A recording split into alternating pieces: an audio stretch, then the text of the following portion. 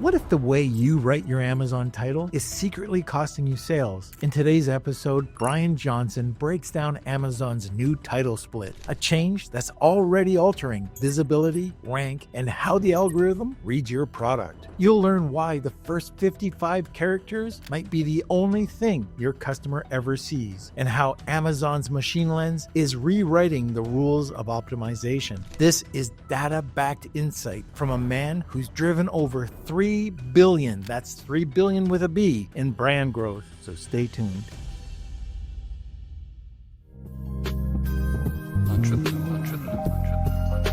Our guest is a co-founder of DeepM.ai, which is a leading authority on Amazon search ranking. He's a data-driven strategist who has fueled over 3 billion, that's with a B, 3 billion plus in brand growth, making him one of the most sought-after experts in e-commerce.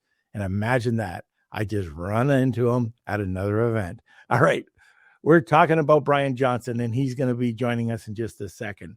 But now, I just want to give a quick thank you to the sponsors. So we could not do this podcast without our sponsors, and I want to give a quick thank you to AZ Rank, AMZ One Step, Sophie Society, Titan Network, and Connect Cash. And so sit back, relax, grab a cup of coffee, I did, or Coke Zero, and welcome, Mr. Brian Johnson. How are you guys doing? Nice to see you again, Brian. Good to see you as well. Let's get on to today's topic. We were thinking about this, and today, Amazon titles that could be splitting your sales. Let's talk about that. So this is not new. I mean, this is one of those things that's been around for at least a few weeks.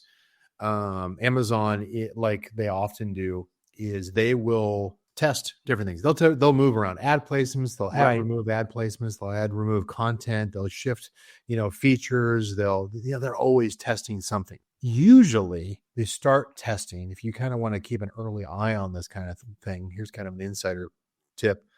They'll usually start in things like clothing. Clothing, for whatever reason, is often their beta test bed for a lot of changes. This particular one has to do with you recall back in January, Amazon changed the restriction.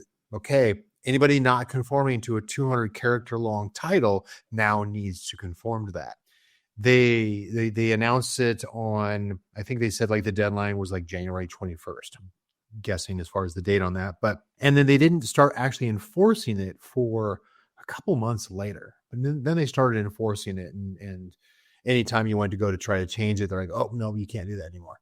So you got to be within the 200 characters. Well, in parallel, they're rolling out as far as, new, analytic models as far as like Cosmo and different content, features like Rufus.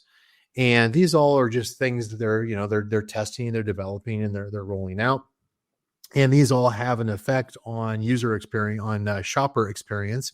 And of course, obviously by extension, that affects any of us sellers, right?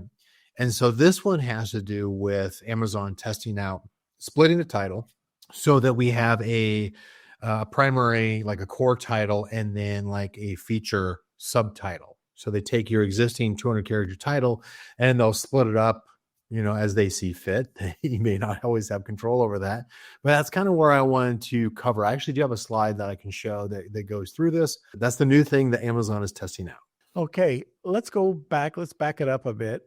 So over time, there's been the 255 character rule where everybody was just keyword stuffing. And then that's changed over time. I run into people, I have clients that when I tried to tell them that they could shorten their titles. Now, this isn't just recent.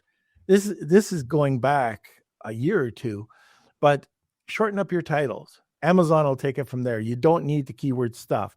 I'll throw in a phrase, but I just want to have the information that Amazon needs to describe what it is. Yeah. And then in the bullets, the same thing. Like recently, it's the duplication, right? You don't want to have duplicate content within your bullets, like duplicate keyword phrases. Can we go back and talk about that? Is it true that like just in that title, that you don't have to like get rid of these longer titles, even the 200 characters. I mean, get it. Well, it's 150, right? 150 right now, 155. Well, 200 is the limit. Is the maximum, right? Yeah, is the maximum. Yeah, and actually the I'll go into as far as like what the different character limits are, visible character limits are. Your title is still going to be 200 characters. Right. Okay? It doesn't mean you need to be at 200 characters because really it depends on focus. As you know from our discussions regarding DeepM, is we go through and we had reverse engineered A9 in order to figure out what are all the signals that signal to the algorithm that affect your organic ranking. That supersedes, the previous methods as far as like traditional keyword research tools. And so then what we look at is from one aspect of that, one signal is SEO of a content field. Let's take the title, for instance. And for anybody wondering, the content field that is king as far as relevance, as far as ranking, as far as A9 goes, definitely is the title. But it's not as simple as that, because A9 also prioritizes focus. Like, what is my focus as a seller? Who's my target audience that I'm going after? And they don't want you to shotgun out and just say like, my product's for everybody. No, Right. it's not. And therefore you'll get penalized if you try to do that. That's a very common mistake when it comes to keyword research tools, is like, oh, let's take all the high volume terms, let's shove them together, throw them in the title and the bullet points, and we'll magically win. Sorry, no. That might work once in a while, but it's not a consistent strategy.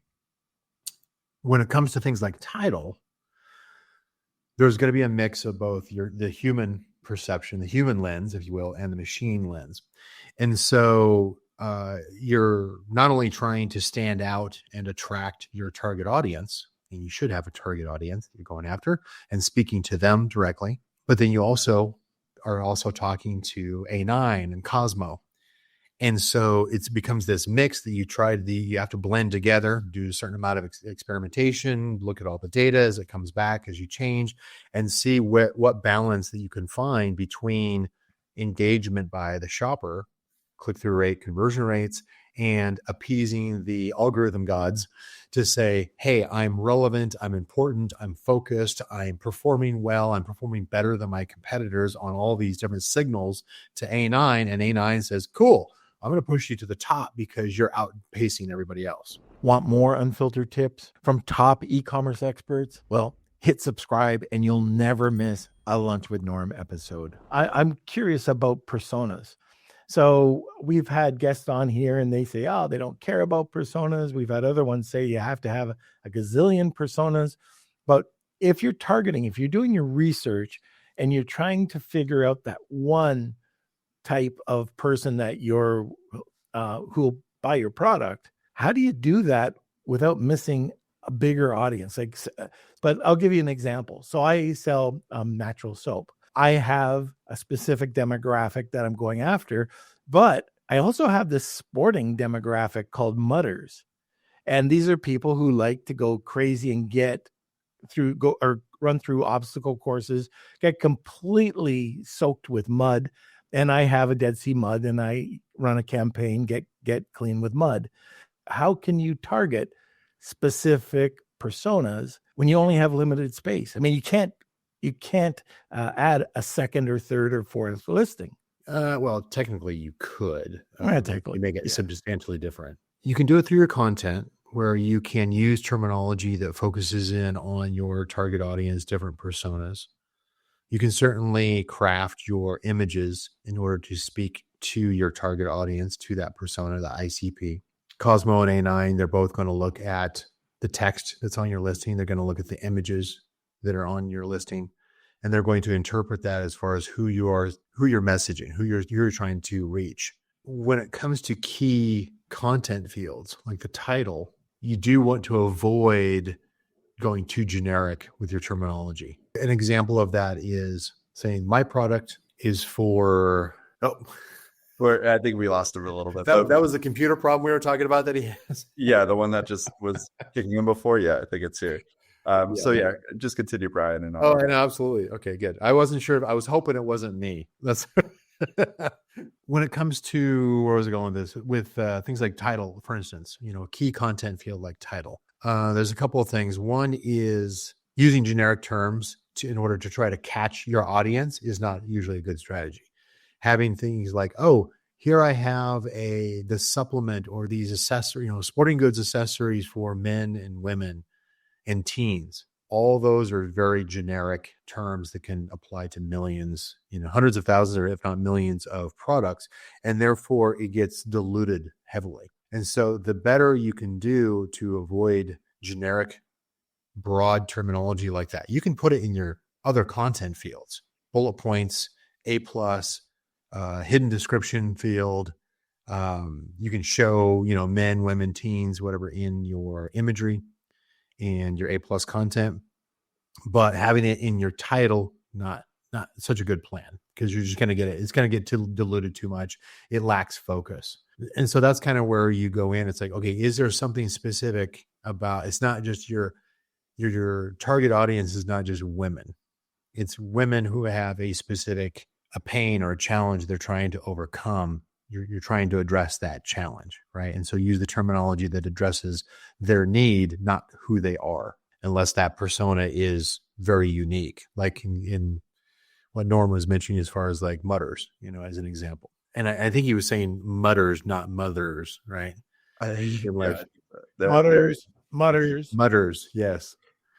Yeah. So try to avoid like generic terminology like that in key content fields. Now, within that, a key content field like title, position and sequence also matter.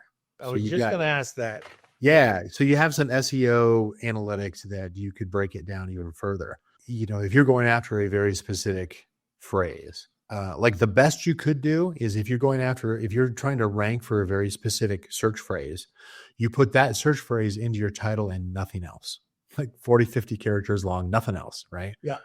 That is the best that you can do as far as like to utilize that one key content field that has a huge impact on A9 from a ranking standpoint. But then you also dismiss any other related terms that are part of that, what we call clusters, which are related search terms that are similar to that core search term. But if you want to beat everybody else, the best you could possibly do is to put the exact search phrase that you're trying to win at in your title and nothing else.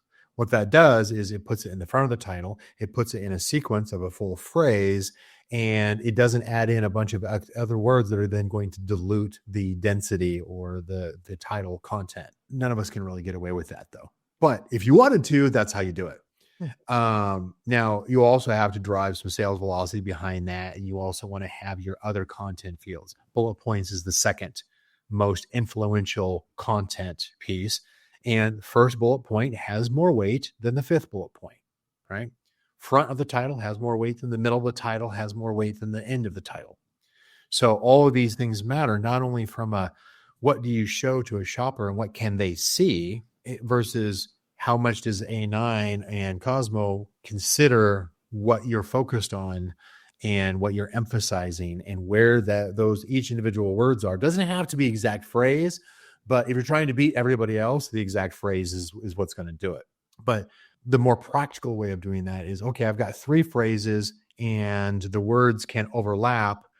I don't need to put 3 phrases in my title. I need to blend these together in some kind of a sequence that is very coherent to the target audience. Put that in my title, and therefore I'll catch relevance. It won't be perfect as far as beating, maybe some other competitor is focused just on, a phrase in the beginning, and you're not going to beat them on rank. But you're more likely to show up on page 1 for multiple terms. So that's kind of where some of the keyword research tools do that correctly is, do you want to show up on page 1 for multiple search terms and hope that those search terms actually convert for your product? That's a different issue. But ultimately you want to focus in on where it's, the farther up, the more visible the words are in any of the content fields, the more likely it's going to carry a bigger weight to Cosmo and A9. So it's no longer just keywords. When you're creating your bullets or when you're doing your research, you should try to find out what the buyer intent would be for your product. Is that correct? Well, because you're still trying to convince the shopper that you are relevant to what they're looking for, that you have a solution for their pain, which is always a good thing to address right up front.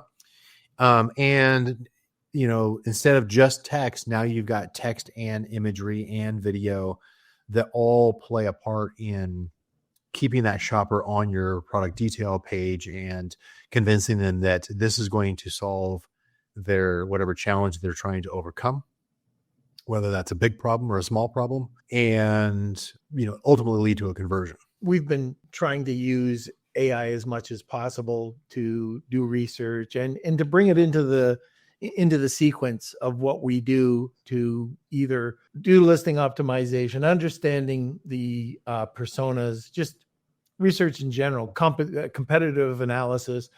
And so one of the things that we've started to do is let ChatGPT do a lot of the heavy lifting for us. And we'll go in, we'll find out our exact competitors. We will do a deep research.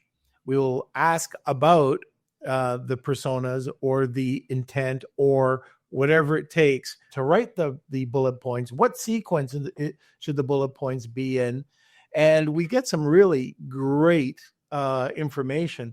A lot of the times we'll get the main keyword phrases first. So based on the competitive analysis that we're doing, we'll research their reviews. We'll see what's positive. We'll see what's negative. We'll research their listings, and we come out and we say, okay, here's the positives, here's the pros and the cons. And we'll just ask ChatGPT, what should the bullet points be based on? And we just kind of get information that way. I'll take a look at it manually and say, okay, I agree with it. I don't agree with it. So you still have to have that human input. But is that something that you're doing as well? Want to understand how Amazon really ranks your products? Watch the latest episode of Lunch with Norm, where Owana shares how Cosmo is reshaping search and what sellers must do to stay visible. Yeah, I mean, we look at, because we based our ranking strategies based off of not the keyword methodology, the classic keyword methodology. It is, or even the second stage of that, which is like the clustered, root word kind of cluster keyword methodology. We integrate that into what we do, but ours is focusing on identifying which signals, in other words, which elements, whether that's content or sales velocity or review scores or whatever the case is, content relevance. We consider those as far as, first of all, we identify what A9 wants. We have the ability to actually reverse engineer what A9 wants for every single product niche. And so we know, maybe out of the top 100 signals that product niche sends to Amazon, to A9, I should say, to A9, we know which top 10 or 12 matter to the brand. Really should carry enough weight that it has focus for the brand to work on optimizing. And then we benchmark each of those against their competitors for every single search term. So we're always in a position of power where we know more than everybody else on the platform, which is a good position to be in. But it helps us to narrow down, okay, what do I need to do in order to beat this competitor on this particular search term? That's a signal. That may be content. It may be an image, an image to text translation. It may be the price point, the review rating. It may be whether or not they've got the particular words or phrases in the second bullet point or the first bullet point or the front of the title, the back of the title, right? It could be whether or not they're using, they've got their Prime eligible shipping, or, if they've got good stock distribution, or if they sell on other e-commerce platforms. All these things kind of play into whether or not you can. I mean, there's a lot that goes in. It's not as simple as like, well, but ultimately it's still a balance. Even a data-driven approach like this is still a balance with, how do I properly speak to the pain of my shopper so they're compelled? Everything else that I'm doing from a data standpoint is simply just appeasing the algorithm. So it's more likely that Amazon will show my product above everybody else's, but you still have to, that's only going to last so long as the shopper sees relevance and sees a solution and desires the offer that you provide to them. Now, I'm going to go down a bunch of different rabbit holes, but this one, I want to talk about this 45, 155, 55, 145 split. So Yeah, what and are you actually the talking about here? 145 is actually a little bit misleading. So I can explain that. Sure. Let me show a slide here and that'll kind Yeah. of illustrate it a little bit better. Okay, so what we're looking at essentially is when it comes to the two-part title that Amazon is testing, a couple of things as far as like terminology. They consider as far as like what is the we would call it like a header and subheader or title and subtitle. I believe that we've heard it called from people at Co-Create. We heard somebody say it's like, oh no, it's core and it's highlight. It's like, okay, cool. The core product title, that one runs about 55 characters. The nice thing is they actually try to cut it off so that it shows. So if you look at the table down below, a typical 200 like standard title would wrap.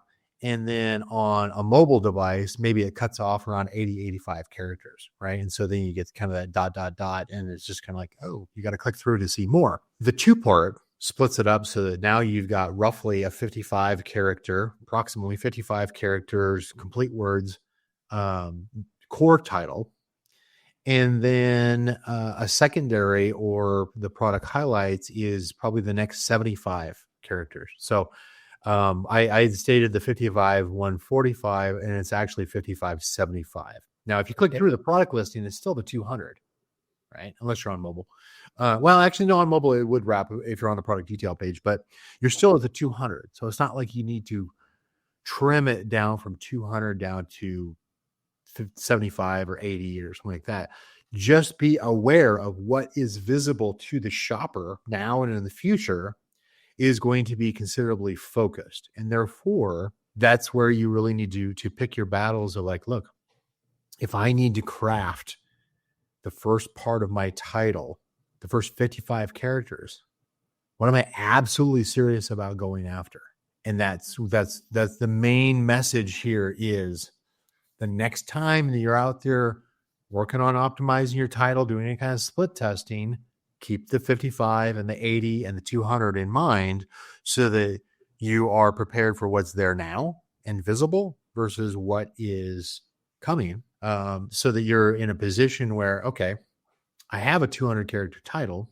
Mobile currently shows about 80, but in the future, Amazon theoretically is going to roll this thing out where it's going to show the first approximately full words in the first 55 characters. Mm-hmm. What does that look like for my title? And do I conform to that? Or am I best visible for that? And then what's the next 75 character message, knowing that the shoppers, it's going to cut off itself around 75, 80 characters, just like it would on a mobile. And what does that messaging look like? Knowing that the last 50 or so, 50, 60, 70 characters of the product title won't be visible to the shopper while they're in their initial search path. It's not until they get to their product detail page, then they can see the rest of the title. Right. And so you're putting the brand still in front. So you've got Hydro Jug Sport. Some categories require that. Yeah. Yeah. So like electronics, for instance, you've got to have, the brand name up front. Usually it's the model numbers that are specific to that.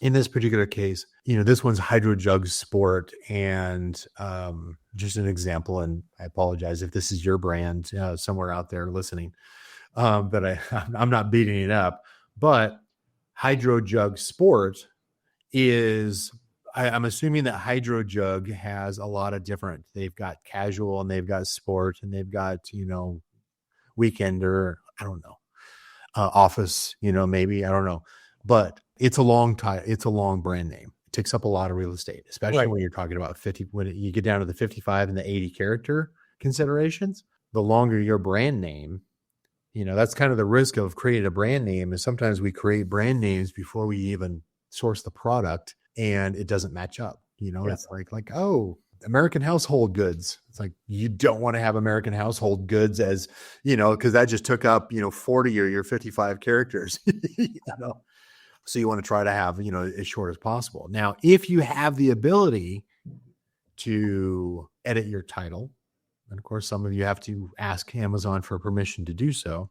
You may want to, see, okay, what is Hydrojug Sport necessary, or is Hydrojug enough, or do I even put that in there at all?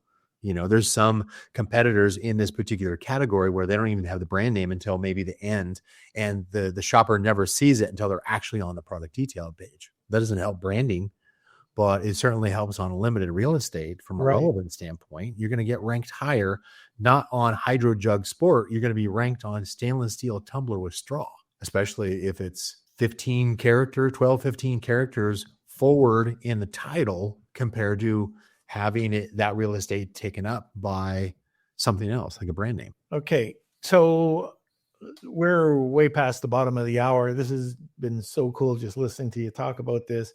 Got a few more questions when we get back. If this is the first time you're listening to the podcast, we do something a little special.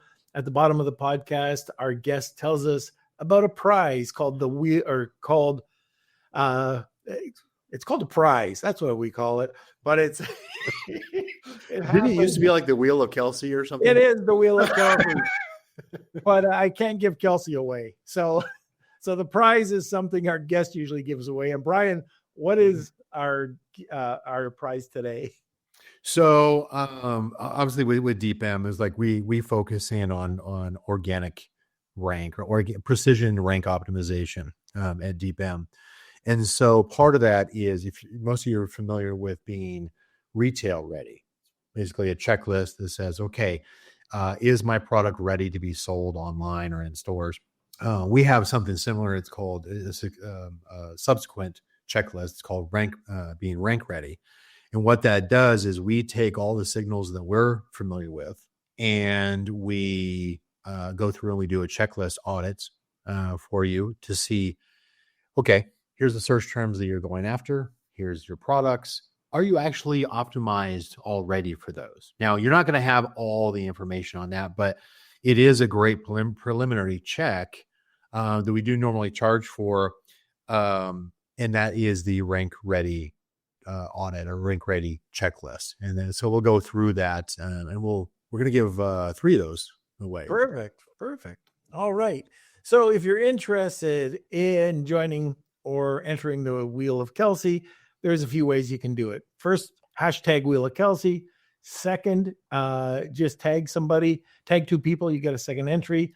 And third, because this will take place next week, on Monday, when you receive our newsletter, just enter through the newsletter and you'll see Wheel of Kelsey. It'll be right there, loud in front of your face.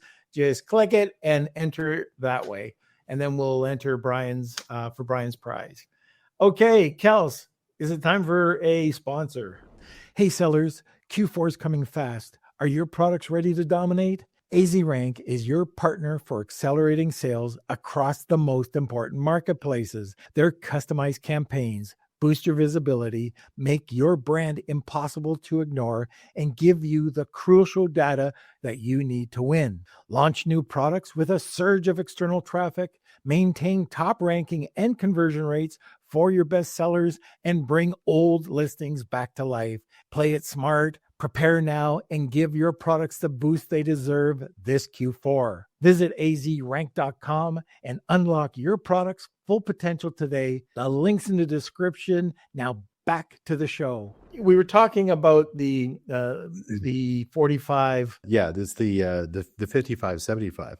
5575. That's correct. Now, that actually adds up to about 130, 135, something like that. There we go. Yeah.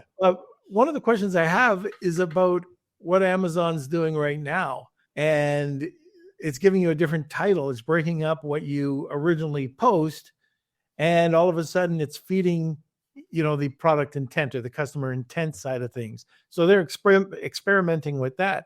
How's that going to affect your title when you're putting it in? So, you're still going to be able to do your 200 character title. Yeah. And obviously you want to craft that, but just be aware is that, similar to optimizing a website for different platforms, for desktop, laptop, mobile, different types of, different sizes of mobile. It's the same kind of philosophy on Amazon. Is you're going to have those who are on a laptop, who are on an iPad, who are on a smartphone of different sizes. And, this just becomes essentially one more platform optimization that you're doing is you play the what if game. Okay. 200 characters. Somebody reads my 200 character title in my product detail page. They're already on my product detail page, first of all. And therefore, what is the message to them and to the algorithm that 200 character satisfies? When it comes to now, let's say that they're on a mobile device, and maybe what is the first 80 characters? What's the message that my shoppers are now seeing? Is the message they're getting directed to my target audience? Does it have any extra superfluous words that are unnecessary or don't need to be that far forward in the title? And then you ask that question. And then what? The next one is, okay, now what if it's only 55 that's showing? What's that 55? What kind of messaging am I signaling across the 55, the 80, and then finally the 200? Before the end of the show, I want to talk about flat files. And I also want to talk about your thoughts on Rufus and Cosmo and how you can help get ranked with using Rufus and Cosmo, or how to do it. Okay. So let's go back to the first question, which is about flat files. Changes in flat files. How can we still utilize flat files in our listings? The advantage of flat files is, and I will certainly defer to other experts. I know Vanessa Hung is big on flat files. There are certainly better experts when it comes to the flat files as far as how to craft those, some of the nuances, some of the gotchas, that you need to avoid. The thing with the flat files is they often have more content field capability and more ways that you can game the system, if you will, using flat files in order to adjust different content fields, including title. That is certainly a great way in order to experiment and to stand out from your competitors who may not be looking at their flat files at all. They may be looking at, it's funny.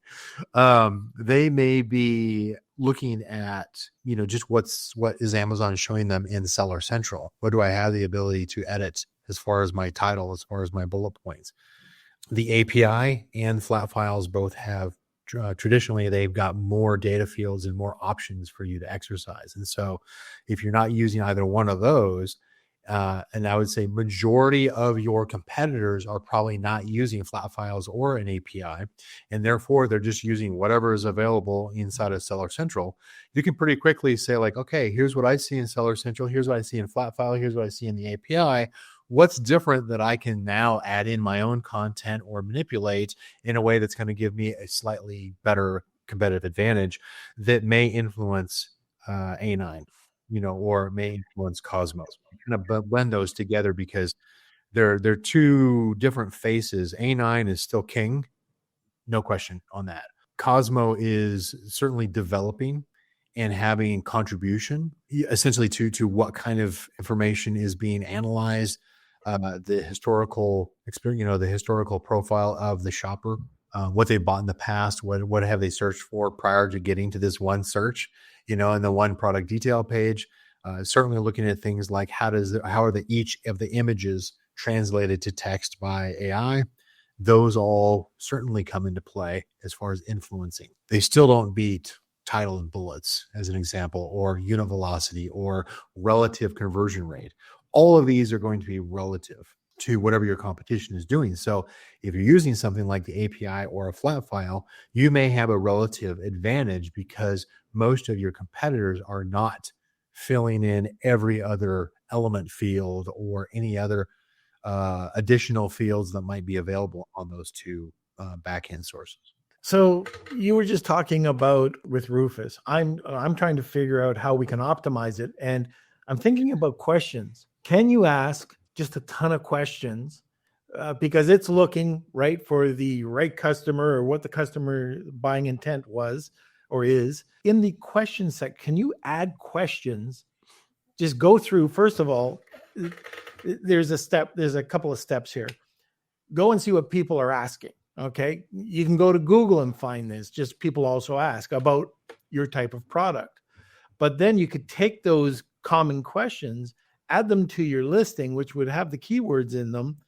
And then at least it would be in your listing. Would that help with Rufus if it saw all these questions that you're answering, and you're probably got a very wide field across multiple personas doing this? Well, in general, it's going to adapt to whoever it is that's asking the question and what the question is that's being asked, and whether or not it finds relevance in the listing. If you're asking a question like, what are the dimensions, it's going to pull from the listing and say, here's the dimensions, right? So obviously putting in that as either a Q&A or a specification, for instance, is going to show up as, okay, here's an answer to your question. If they ask for something like, does this work in 120-degree weather with 60% humidity on the back streets of this neighborhood, it's going to be like, I don't even know how to answer that, so I'm not going to tell you anything. Right. Ultimately, even the questions that are suggested in Rufus, keep in mind, Rufus is similar to an additional ad placement or additional content field. It is simply just, it doesn't replace the algorithm. It simply is it's an addition. It's a very helpful addition for a lot of shoppers, and it's getting more adoption.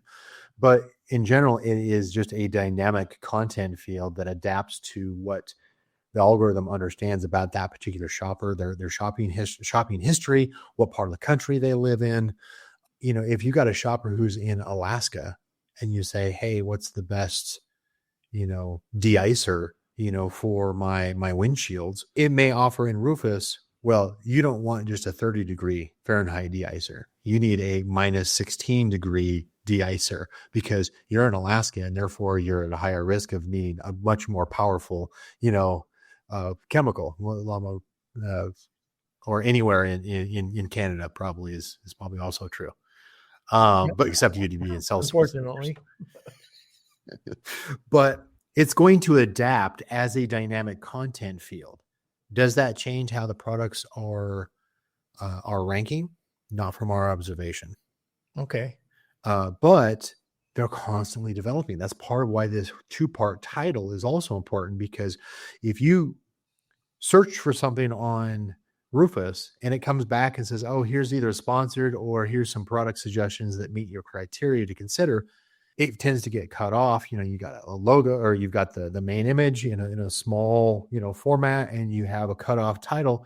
Well, what if you had a 55 character automatically, where it just is cutting it down to the 55 characters? What's that 55 characters that Rufus is now also showing in a tight content field that is going to instantly grab the attention of the shopper and pull them through? So you don't want to simply just say, ignore Rufus. It doesn't change the ranking algorithm, but it can certainly affect the engagement by the shopper and who their persona is.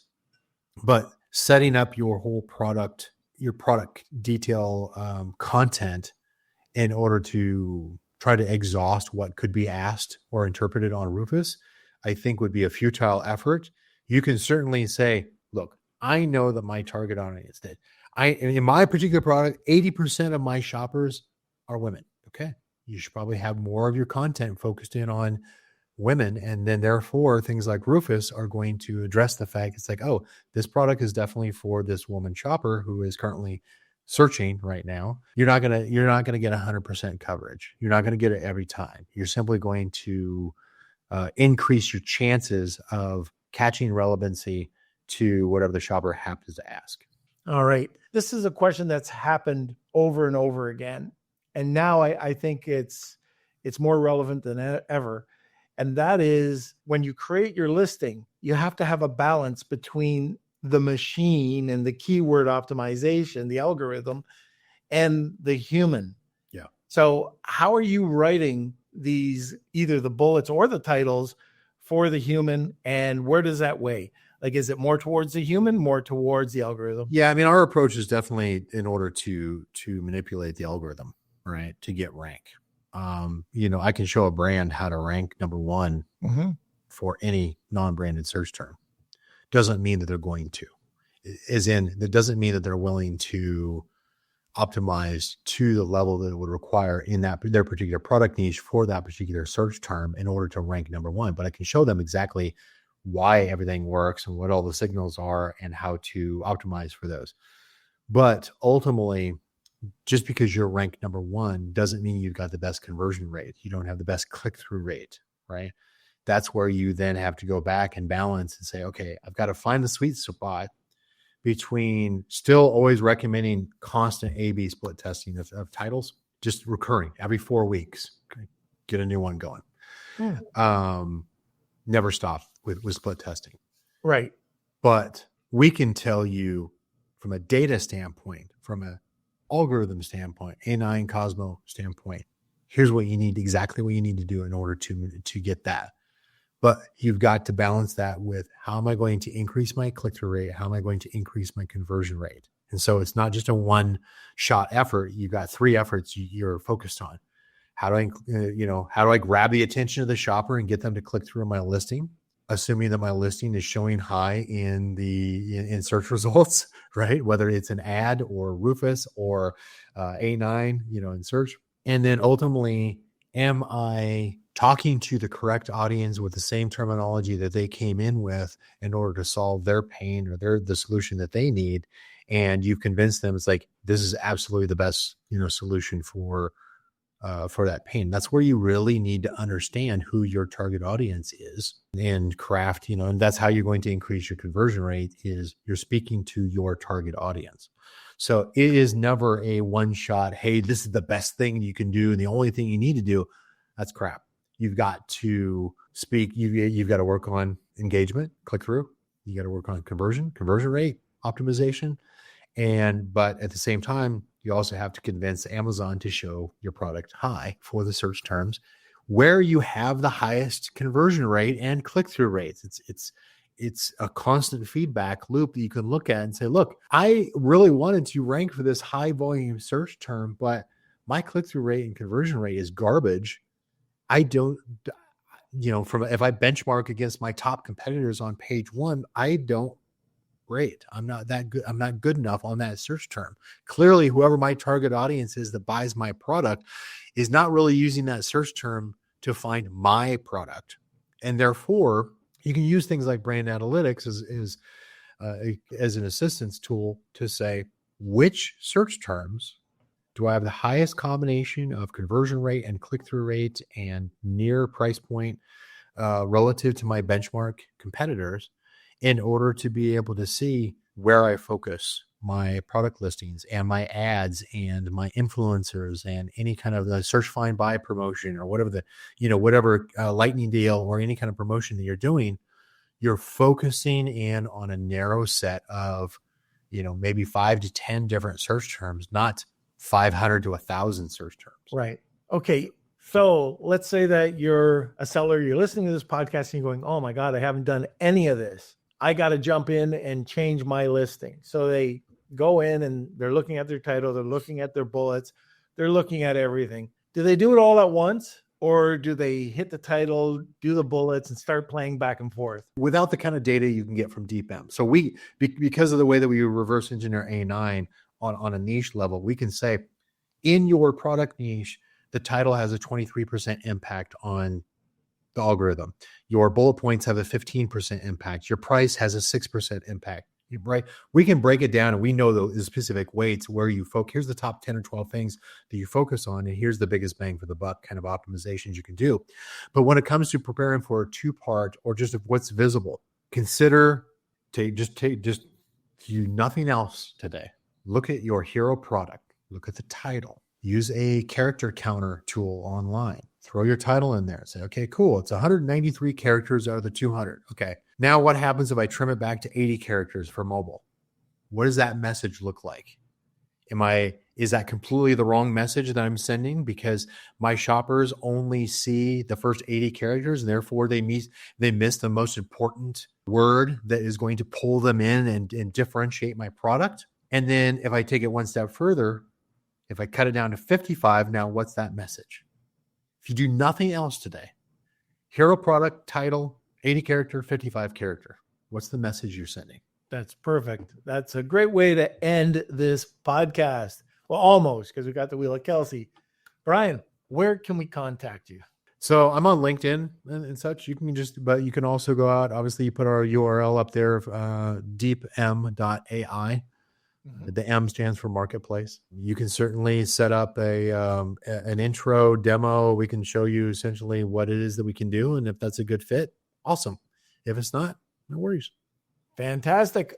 We do have a few questions if we want to. Oh, okay. I didn't see that. Okay. Brian from Simon. I agree that benefits, features, pain points, hooks, and value propositions build relevance. That is marketing 101. How does anyone outside Amazon know for sure how the algorithm works? If you don't have the data, there's a couple things I would look at. You said outside the Amazon space. I think he means like Amazon, the company. How do you know? Oh, I see what you're saying. Yeah. If you're not, obviously, I mean, there's 2 points. You've got, or 3 perspectives. You have inside Amazon, you have deep M level analytics, right? As far as reverse engineering A9. And then you have everything else, keyword research tools and the seller perspective. Focus. There's a couple of things you can focus in on. Your title is king from a content standpoint. Focus your title in. Obviously, that's what we're talking about today. Focus your title in on the few search terms or a couple of the search terms where you've got the highest relative conversion rates from, if you look at your brand analytics, for instance. If you got brand analytics, you're using things like search query performance, you can see at your ACE and your product level which search terms have a higher relative conversion rate and click-through rate compared to your benchmark competitors, which is usually your top 20 or 30. Title, bullet points, unit velocity. If I were to pick a fourth one, I would say it starts, the percentages drop, get a lot more, overlapping, and they change position quite a bit. And there's subtle things like, in your niche, does A9 prefer recent, like 30-day unit velocity, or they prefer long-term consistency, like 90-day, 180-day kind of consistency? Do they even look at your review rating, or are you in a category where review rating doesn't matter, but pricing does, like a commodity, for instance? These are all things that shift from each product niche, from each subcategory. But the tried and true is look at what search terms you've got the highest relative conversion rate on and getting some conversions on in brand analytics. Focus on those, title and bullet points first, and then drive any kind of promotion, PPC, search, find, buy, any of that kind of promotion. Drive those search terms in order to reinforce that with the algorithm. Awesome. Okay. We just got a couple more. Have you done any research to see if Rufus will answer differently to the same search query to different people? Yeah, it would. So it'll shift slightly based off of substantial demographic differences. I did this actually just recently, where I did a search and then my wife on her phone did a search, and it came back with 2 different answers. We're the same household. We have the same profile, but we're on 2 different devices, and it responded slightly differently. So it is quite dynamic, and I would guess that it's probably going to get even more and more dynamic moving forward. At some point, I'm kind of waiting for Rufus to start showing like real-time AI created explainer videos and that kind of stuff. Like, well, in this category, here's some things you should know. Why wouldn't they? It's getting that fast, getting that advanced. Like, oh, you asked this question. It's like, well, let me explain it to you in a short little video that is not pre-made, but I'm making for you right now. All right. These in the last 2 will be pretty quick. From Simon, this would suggest that we don't try to second guess the algorithm and stick to true marketing principles. Focus on specific pain points and customer needs. The algorithm will do the rest. And following up on that, Simon says, massive respect to Brian. His Canopy webinars taught me a heap about how goddamn complex this Amazon game is. I stick to the fundamentals. I think actually Kevin King, stated that recently, is like after all the, the talks about, Cosmo and Rufus, and I'm not dismissing those by any stretch. Yeah. Cosmo, Rufus, they do exist. They do have an effect on the shopper. They do have an effect on how you optimize, but you're also, the fundamentals are still going to be the Pareto. They're still going to be 80% are going to still be focused on the algorithm. And this additional 10, 15, 20% that they're adding on through Cosmo and Rufus, yes, you can get an edge, but most sellers don't even optimize properly for the basics, for the foundational principles, for the fundamentals of simply just like, do I understand who my target audience is? Have I focused my content and my promotion on the search terms that I actually have a very good conversion rate on? Or am I trying to compete with 800-pound gorillas by just going after a splatter of high volume search terms? Most of your competitors just do this broad shotgun approach, and you can easily beat them. It's not like the algorithm continues to, evolve and change that much. It's not like it's like, oh, that doesn't work anymore. It's like, yeah, it does. You just never have tried to optimize for it. And most brands don't. That's why there's so much opportunity. If you just do a little bit more than, your competitors, just by observing what they're doing on, who your page one competitors, go through and look, okay, where do they have this phrase, this word in their titles? You could use a tool like a Jungle Scout or a Helium 10 or any of these where it shows like, here's all the page one titles. And you can go through there and just highlight, okay, I'm going after this search phrase, or I'm going after these two words. Where is it along everybody else's title? That's probably one of the simplest things you can do is everybody have those words and those phrases at the front of their title. Okay, that's probably going to be a little more difficult for me to rank against. Maybe there's something else I should go after.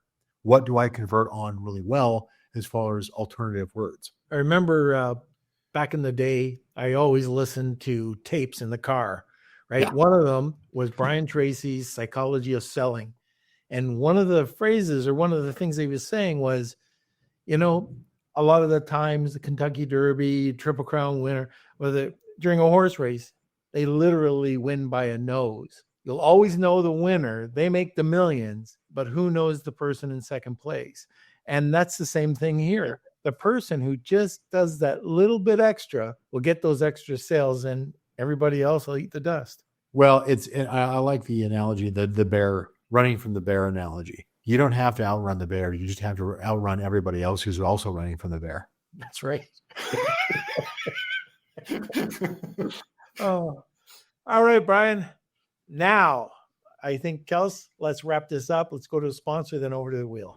Are you an Amazon seller that checked out your listing and said, it should be doing better? What am I doing wrong? There's got to be a better way. Well, guess what? There probably is.